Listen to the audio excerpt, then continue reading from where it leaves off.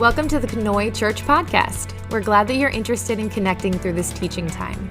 If you'd like to connect further, feel free to reach out to us through our website, knoychurch.org. For now, enjoy this teaching from Knoy Church, where our mission is to lead people into a growing relationship with Jesus Christ.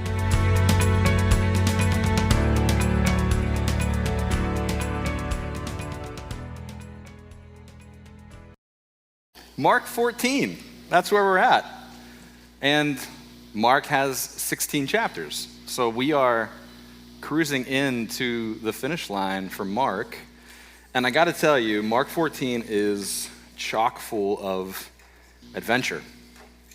So today's packed. And not only that, but today we are going to be doing communion as a community.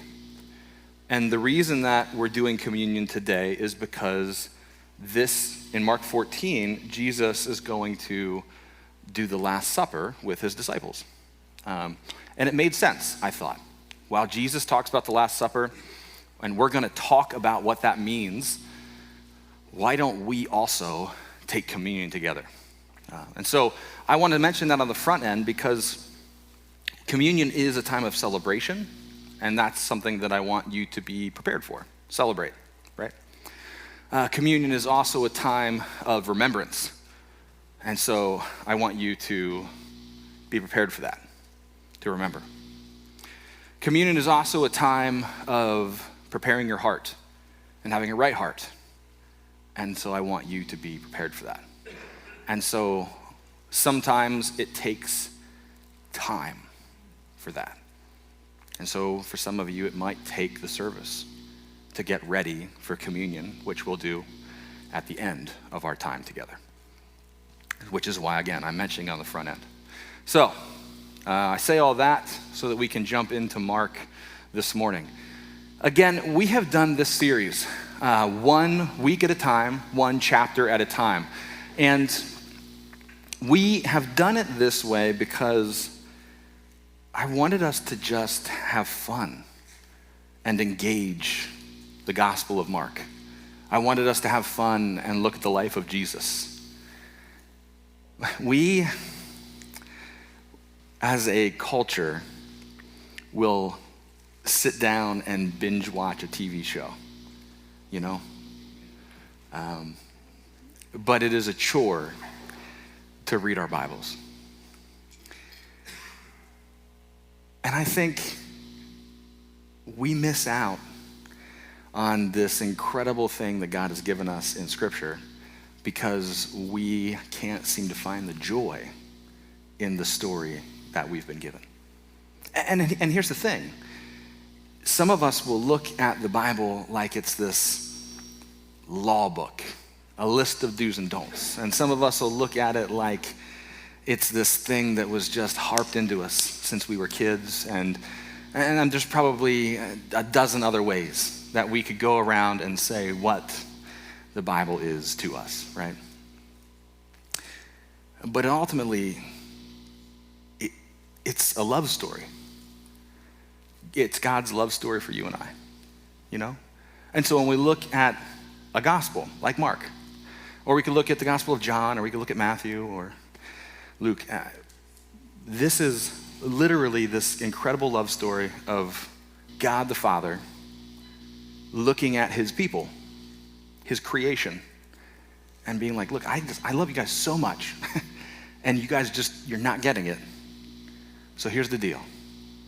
I'm gonna send you my son, and he is gonna show you the way.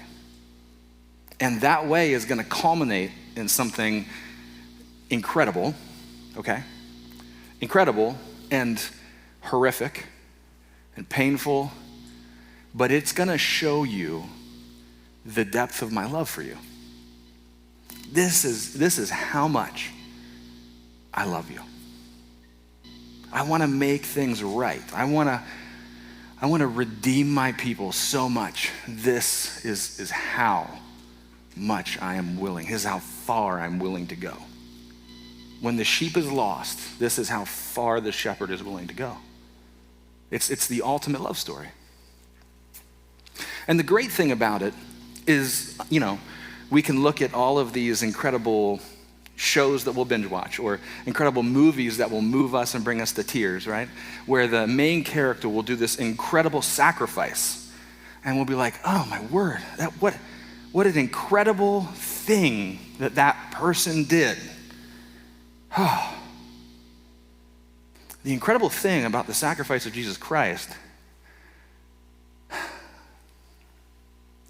is that he didn't stay dead. Like, he rose again, right? Like, that wasn't the end of the story. Like, that's fantastic that the story didn't end there, right? Whoa. So that's like, in so many ways, the beginning of our story, okay? Like, it's an invitation in that moment for you and I to join into the story. Whoa, okay? So this is an incredible love story that we get to join into. And so while we're so willing to jump onto Netflix or Hulu or Prime or whatever it is and binge watch that show that's the newest, greatest thing, this is so much better.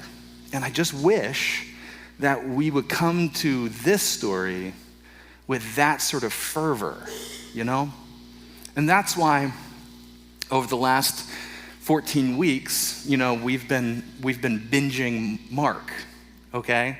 That we've been taking it one chapter at a time, 1 week at a time, and we've been engaging it kind of one adventure at a time. And so today, as we jump into Mark 14, there's a whole bunch of stuff that happens, right? And we're gonna go, if you've opened your Bibles yet, I hope you have. I hope you've been like, oh, it's time, let's get those Bibles out, right? So I hope you're ready to go, Mark 14. But we're going from this moment where Jesus is with the disciples in a safe place, and by the end of the chapter, Jesus is separated from his disciples and totally unsafe, okay? Mark 14 is the chapter where the hero is now ripped away from his community, okay? This is a big deal chapter. And there's only a couple episodes left. All right, you with me? We dive in? All right, let's do it. So Mark 14, verse 1. Now the Passover and the festival of unleavened bread were only 2 days away, and the chief priests and the teachers of the law were scheming to arrest Jesus secretly and kill him. But not during the festival, they said, or the people may riot. While he was in Bethany, reclining at the table in the home of Simon the leper, a woman came with an alabaster jar of very expensive perfume made of pure nard. She broke the jar and poured the perfume on his head. Some of those present were saying indignantly to one another, "Why this waste of perfume? It could have been sold for more than a year's wages and the money given to the poor." And they rebuked her harshly. "Leave her alone," said Jesus. "Why are you bothering her? She has done a beautiful thing to me. The poor you will always have with you, and you can help them anytime you want, but you will not always have me. She did what she could. She poured perfume on my body beforehand to prepare me for my burial. Truly I tell you, wherever the gospel is preached throughout the world, what she has done will also be told in memory of her." Then Judas Iscariot, one of the 12, went to the chief priests to betray Jesus to them. They were delighted to hear this and promised to give him money. So he watched for an opportunity to hand him over. And we're going to stop there. Now look, nard is this precious oil. It comes from a rare plant in India. And customarily, if a special guest comes to dinner, you might put a few drops on the head of that distinguished guest. Now, this lady comes in and she pours the whole thing on Jesus. So not a few drops of this precious oil, but the whole thing. And then she breaks the jar that's containing it, all right? That jar breaking could be a couple of things, a couple ways to look at this. Now, one thing we know about Jewish customs is that if you have a really dignified guest that comes to have a meal at your house and they drank out of a glass of some kind. If they're super special, you would break the glass so that no one else could ever drink out of it again. Because you'd never want someone who was less dignified to drink out of the glass that a super dignified person drank out of to make that glass less special, right? So if a super special person drank out of it, you never want it to be less special, so you break it. Then it can never be less special, can it, right? Same thing with this jar. Could be that that's what she's thinking. This is the most special person that I'm ever going to be in the presence of, so I dump it out and I break it. Now that jar can never be used for anyone ever again because this rabbi in front of me is absolutely the most distinguished person that this jar could ever be used for. That could be what she was thinking. But here's the other thing. When you anoint a body for burial, you would pour perfume on that body. And once you pour the perfume out on the body, you would break the flask that contains the perfume, and the shards of the jar that contains the perfume will be wrapped up with the body and buried with the body. And that seems a bit more plausible because Jesus seems to reference that this is what she's getting at. She's preparing him for this thing. And it seems like he's like, look, don't you get what she's doing? Like, how many times have we seen in the Gospel of Mark that Jesus has referenced that he's going to his death to his disciples? And they don't seem to quite get it. Over and over, he references it. Every time he references it, it gets more specific. And now this woman comes in, and of course they're upset because this jar full of pure nard is worth more than a year of a man's wages. So could it have been sold? Sure. Could that money have been used for the poor? Absolutely. And then Jesus says something that almost seems callous, doesn't it? Hey, you always have the poor. You can take care of them whenever you want. But the point is, Jesus is saying, you won't have me much longer. And you don't get it, disciples. You're with me. You're the closest to me. I've poured into you. I have tried to tell you over and over and over, and you don't get it. It's taken someone coming from the outside to understand where I'm going. You won't have me much longer, and none of you are preparing. You're not preparing yourself, and you're not preparing me. But she has come in, and what she has done is a good thing, preparing me.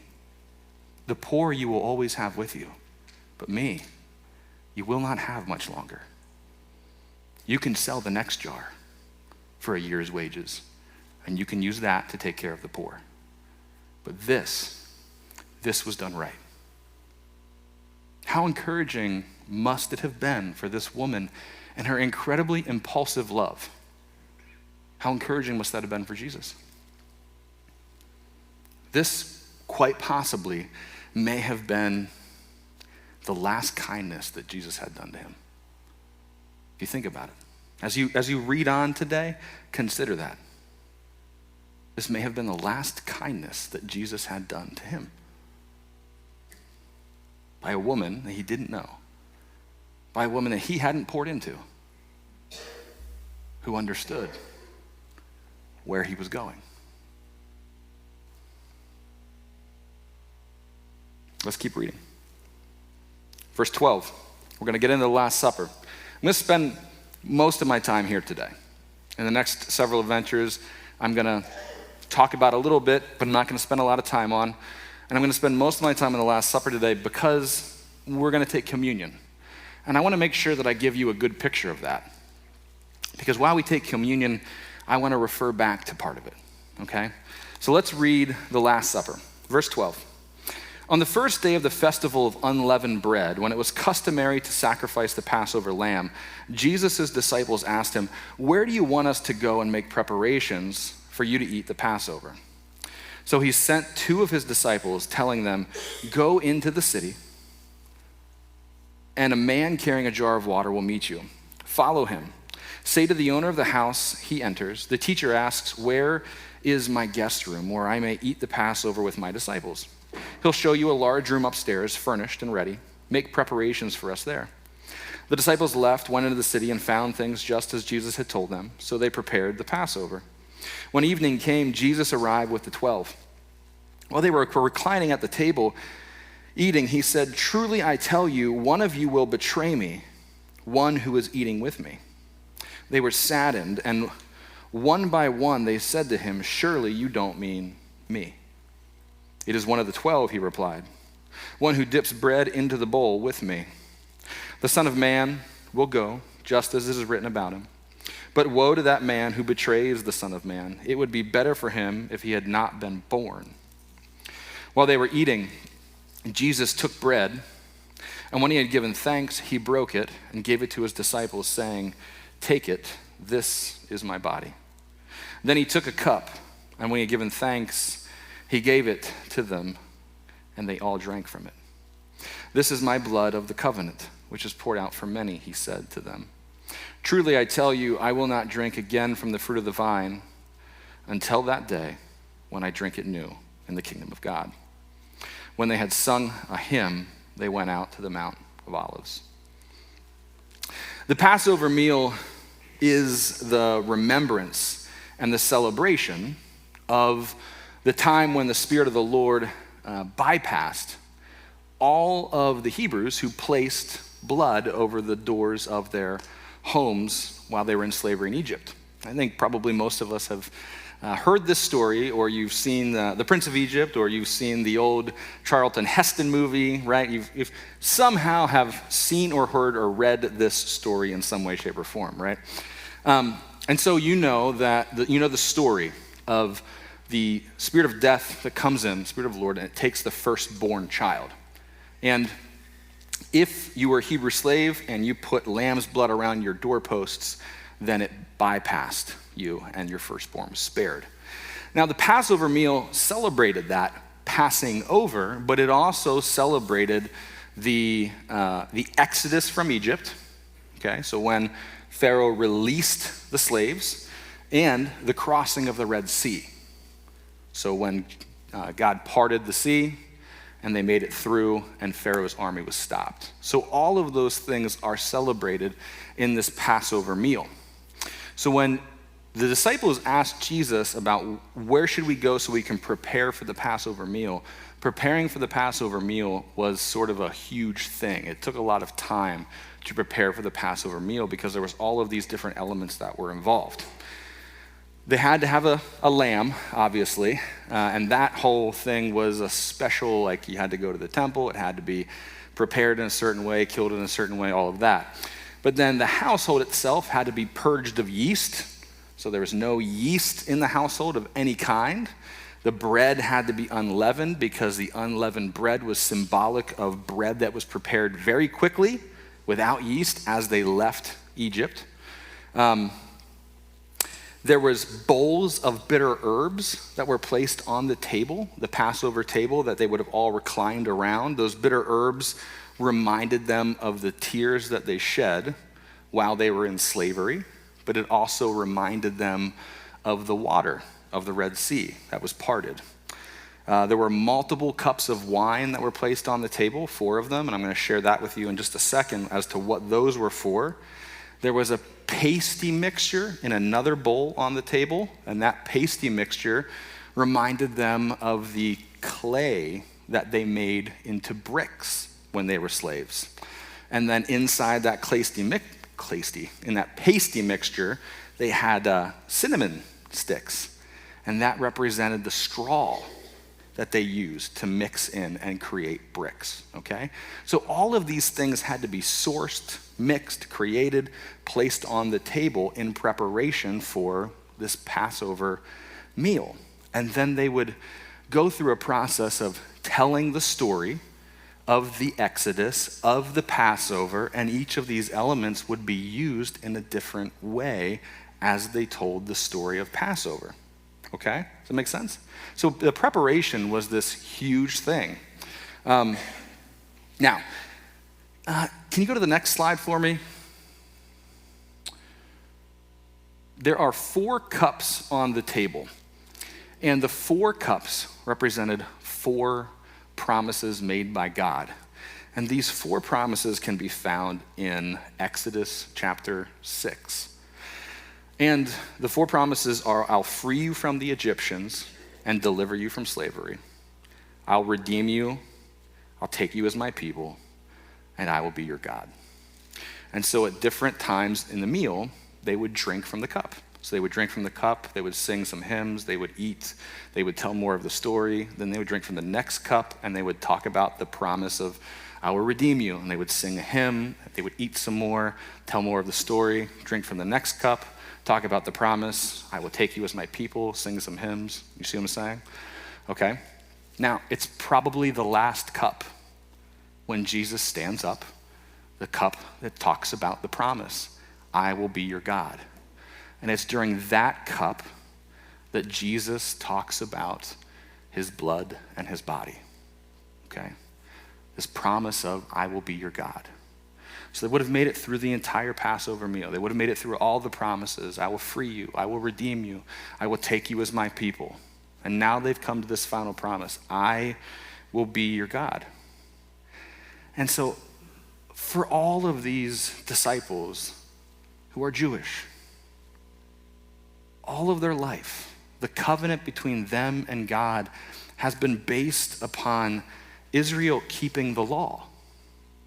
And when the law is broken, the covenant with God is broken.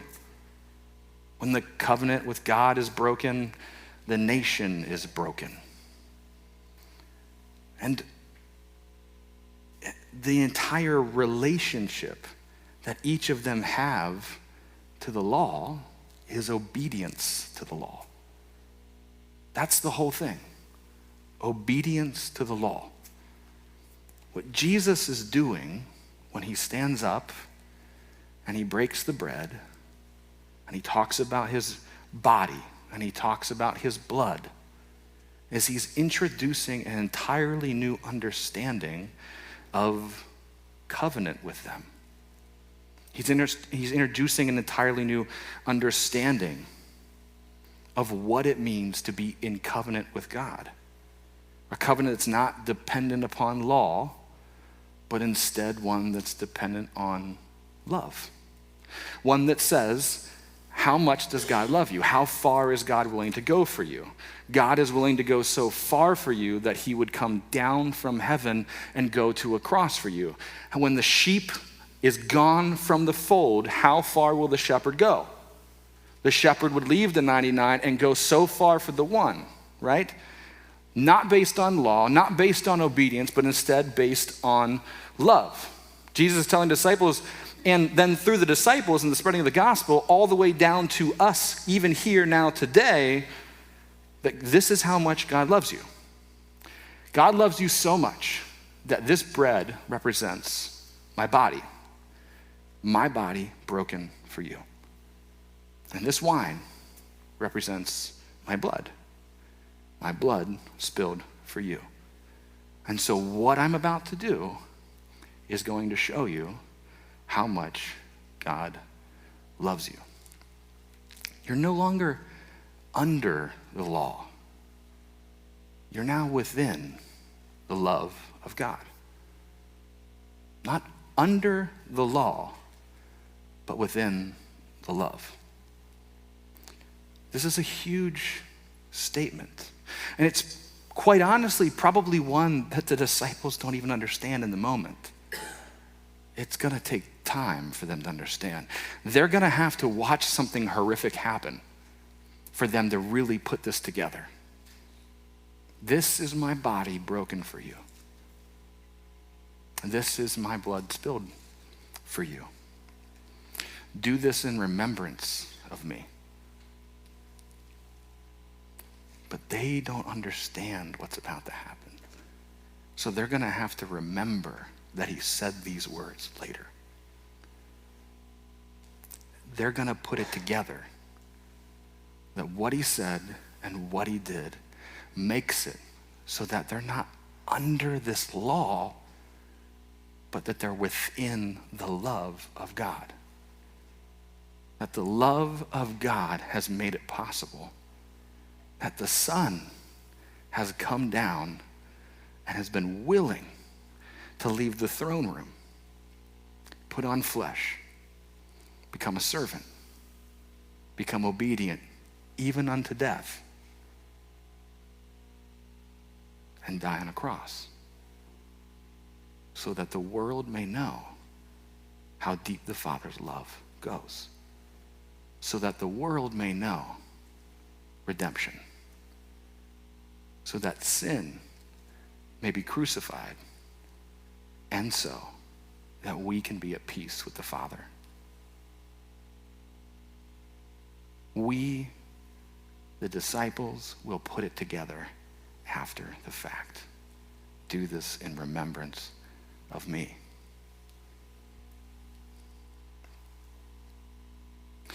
Jesus doesn't harp on it. He doesn't say, do you get it? Guys, hey, is somebody writing this down? Do you get it? He's counting on the fact that they're paying attention.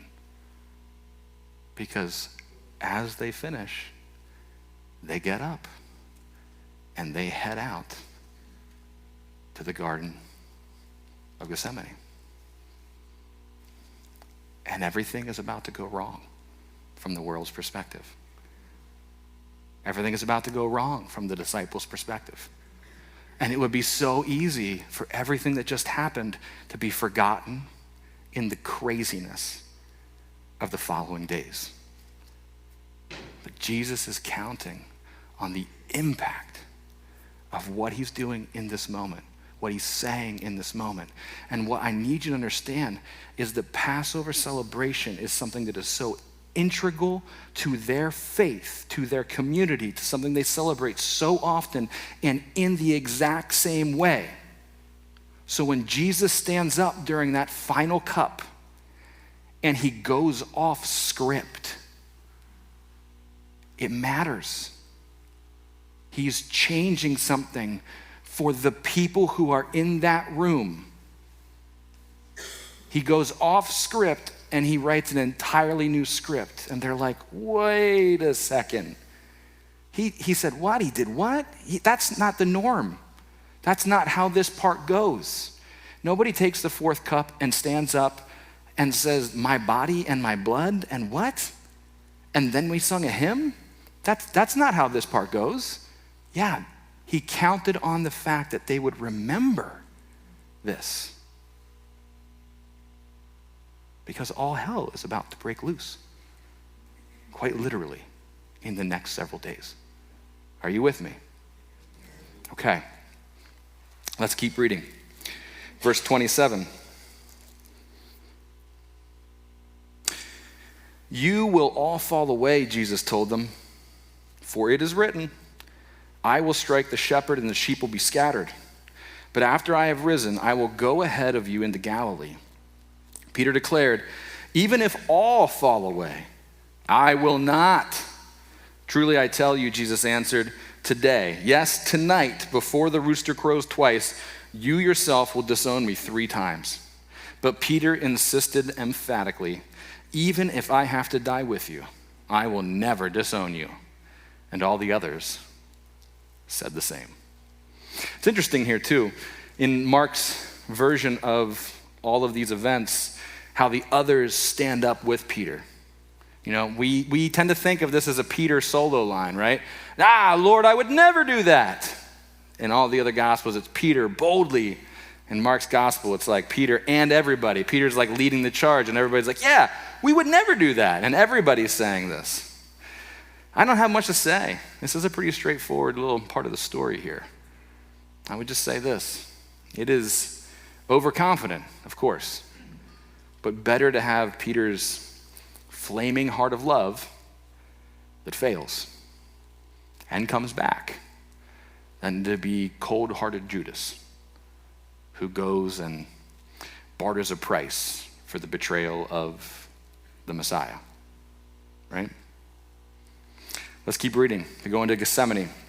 Verse 32, they went to a place called Gethsemane, and Jesus said to his disciples, sit here while I pray. He took Peter, James, and John along with him, and he began to be deeply distressed and troubled. My soul is overwhelmed with sorrow to the point of death. He said to them, stay here and keep watch. Going a little further, he fell to the ground and prayed that if possible, the hour might pass from him. Abba, Father, he said, everything is possible for you. Take this cup from me. Yet not what I will, but what you will. Then he returned to his disciples and found them sleeping. Simon, he said to Peter, are you asleep? Couldn't you keep watch for 1 hour? Watch and pray so that you will not fall into temptation. The spirit is willing, but the flesh is weak.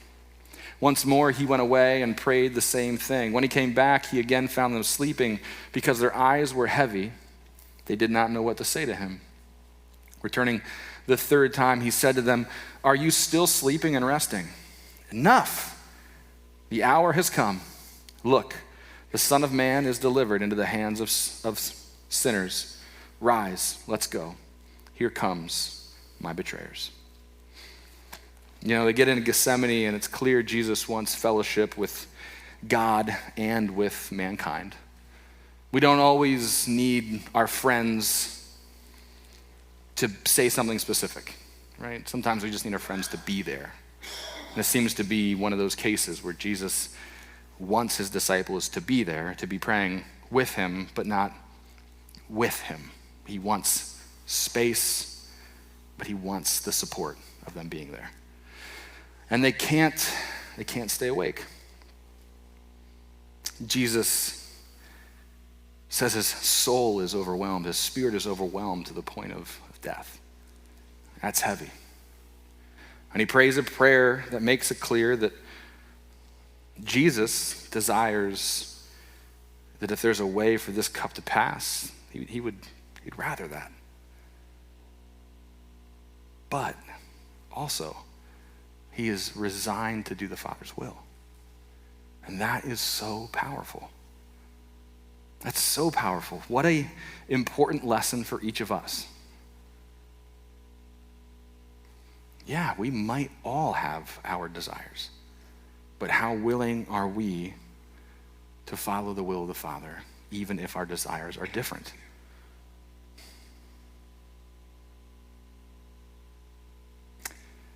And even though the disciples can't keep their eyes open as Jesus looks and sees his betrayer coming, he doesn't run. He stands up and he meets them face to face. He rises to face those who would come. Verse 43, just as he was speaking, Judas, one of the 12, appeared. With him was a crowd armed with swords and clubs, sent from the chief priests, the teachers of the law, and the elders. Now the betrayer had arranged a signal with them. The one I kiss is the man. Arrest him and lead him away under guard. Going at once to Jesus, Judas said, Rabbi, and kissed him. The men seized Jesus and arrested him. Then one of those standing near drew his sword and struck the servant of the high priest, cutting off his ear. Am I leading a rebellion, said Jesus, that you have come out with swords and clubs to capture me? Every day I was with you, teaching in the temple courts, and you did not arrest me. But the scriptures must be fulfilled. Then everyone deserted him and fled. A young man wearing nothing but a linen garment was following Jesus when they seized him. He fled naked, leaving his garment behind. Judas betrays Jesus with a kiss.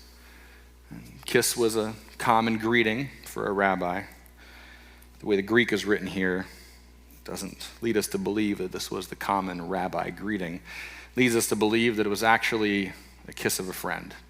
It was an elongated kiss, so the kiss of a friend, which in some ways makes this slimier, right? Mark is the oldest gospel, first written. We know that Matthew and Luke used Mark as sort of an outline when they wrote their gospels. So when we read this part of the story, it just says one of them cut off the ear, right?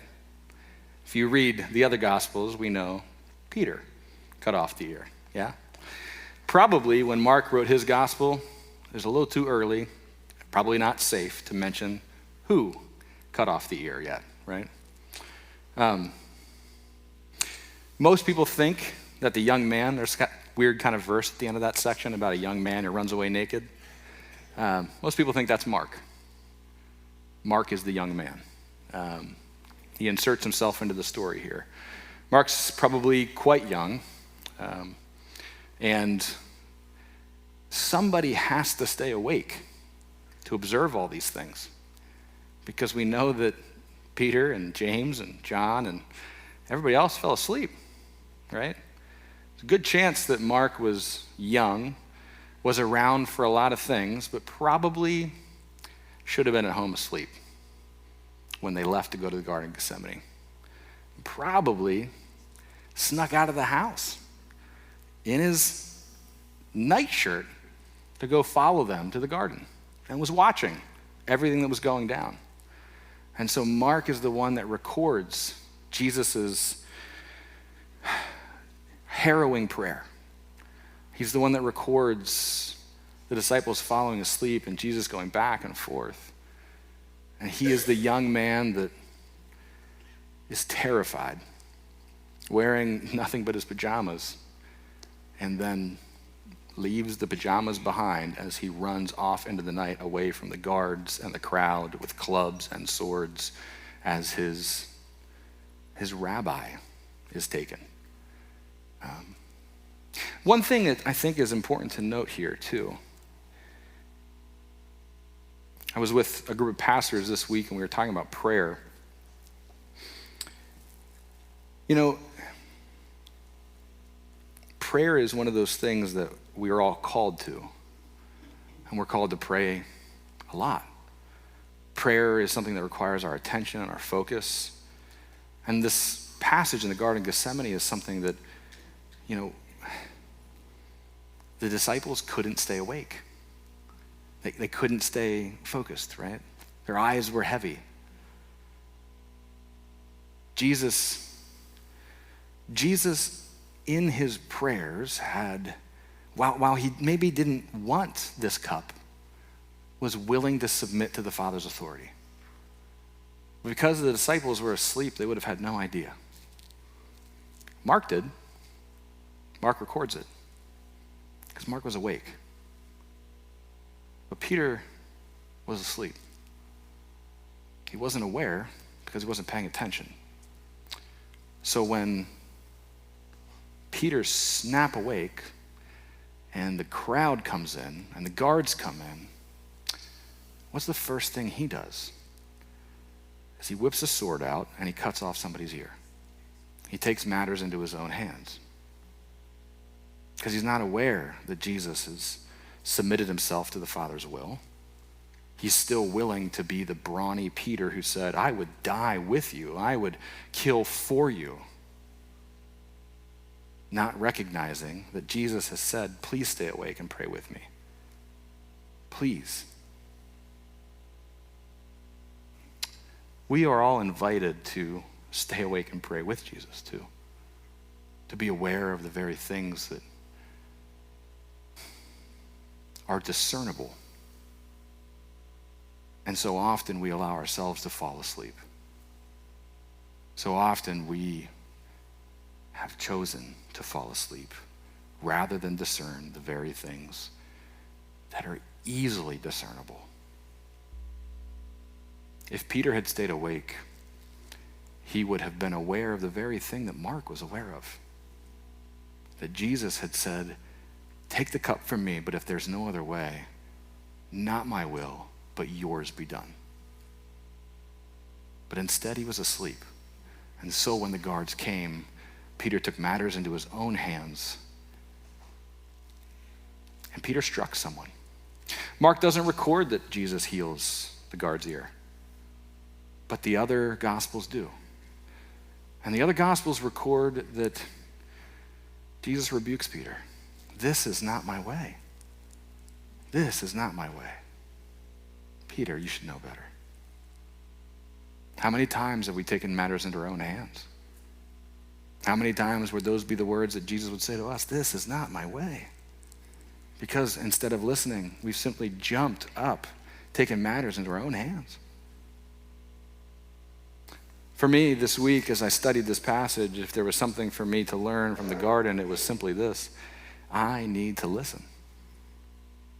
Instead of taking matters into my own hands, I need to do a better job of listening. Because taking matters in my own hands, that's the easy solution. That's the quick solution. Waiting, patiently, listening, and praying, that requires much more of me, often. Let's keep reading. Verse 53, they took Jesus to the high priest, and all the chief priests, the elders, and the teachers of the law came together. Peter followed him at a distance, right into the courtyard of the high priest. There he sat with the guards and warmed himself at the fire. The chief priests and the whole Sanhedrin were looking for evidence against Jesus so they could put him to death, but they did not find any. Many testified falsely against him, but their statements did not agree. Then some stood up and gave this false testimony against him. We heard him say, I will destroy this temple made with human hands, and in 3 days will build another not made with hands. Yet even then their testimony did not agree. Then the high priest stood up before them and asked Jesus, are you not going to answer? What is this testimony that these men are bringing against you? But Jesus remained silent and gave no answer. Again, the high priest asked him, are you the Messiah, the Son of the Blessed One? I am, said Jesus. And you will see the Son of Man sitting at the right hand of the Mighty One, and coming on the clouds of heaven. The high priest tore his clothes. Why do we need any more witnesses? He asked. You have heard the blasphemy. What do you think? They all condemned him as worthy of death. Then some began to spit at him. They blindfolded him, struck him with their fist, and said, prophecy. And the guards took him and beat him. The Sanhedrin broke all of its own rules on this night. That's the thing that I want you to know. This was not a real trial. It was a sham of a trial. The Sanhedrin was not allowed to meet at night. It had to meet in a special building. Individuals in the Sanhedrin had to give individual verdicts. They were not allowed to give a single verdict. The verdicts had to go from the youngest member to the oldest member, one at a time.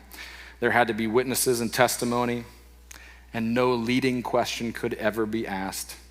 If they ever arrived at a verdict that was a death penalty, they had to let a full night elapse on that penalty so the Sanhedrin could meet again the next day and see if they would have a more merciful judgment the next day. They broke all of their own rules. Okay? They met at night, not in their building. Witness statements didn't line up. No individual member answered their question. They all answered together. And the high priest asked Jesus a leading question. Are you the Messiah? Right? They arrived at a death penalty, and they didn't let it sit for a night. They broke all of its own rules. It's not a real trial. And Jesus being asked that question, are you the Messiah? Did he lie? No. He answered truthfully. Verse 66. While Peter was below in the courtyard, one of the servant girls of the high priest came by. When she saw Peter warming himself, she looked closely at him. You also are with that Nazarene Jesus, she said. But he denied it. I don't know or understand what you're talking about, he said, and went out into the entryway. When the servant girl saw him there, she said again to those standing around, this fellow is one of them. Again, he denied it. After a little while, those standing near said to Peter, surely you are one of them, for you are a Galilean. He began to call down curses, and he swore to them, I don't know this man you're talking about. Immediately the rooster crowed the second time. Then Peter remembered the word Jesus had spoken to him. Before the rooster crows twice, you will disown me 3 times. And he broke down and wept. It's kind of all Peter could take at that point. It's kind of a big night, big moment. When the rooster crowed, I think it all kind of came tumbling down. And so, yeah, Peter failed. But how do you think Mark knows that Peter failed? Because Peter told him. Peter had to tell him that he failed. Peter must have told Mark. Peter must have preached from his failure. He must have.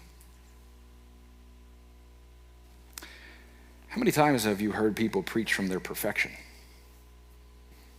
How great they do, how great they are, how many times they've got it right. Think about Peter and how many great stories he has about how many times he got it wrong.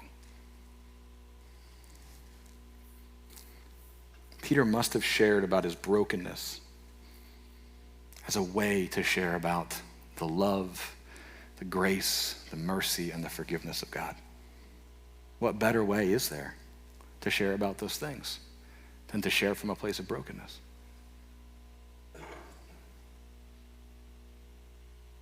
Can you trust somebody who pretends not to have any wounds?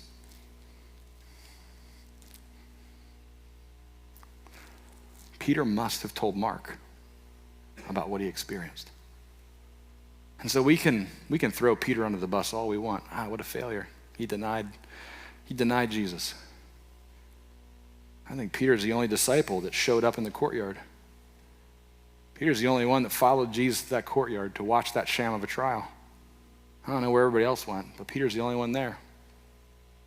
And so, yeah, maybe he did shout in the face of that girl and call down curses and all that kind of stuff. But you know what? Peter had to know what was going to happen to his rabbi. He had to see. And when it was all said and done, and that rooster crowed, and Peter fell apart, Peter probably told Mark what happened. And for the rest of his life, even after Jesus redeems Peter, feed my sheep 3 times, remember? Peter probably preached from a place of weakness. Because forever, Peter is the one that denies Christ. Isn't he? Forever, Peter will be that one. So Peter preaches from a place of weakness. How deep is the Father's love? It's deep enough that the Father goes to the cross to redeem us. It is deep enough that for Peter, the Father would forgive his denial. Not once, not twice, but 3 times.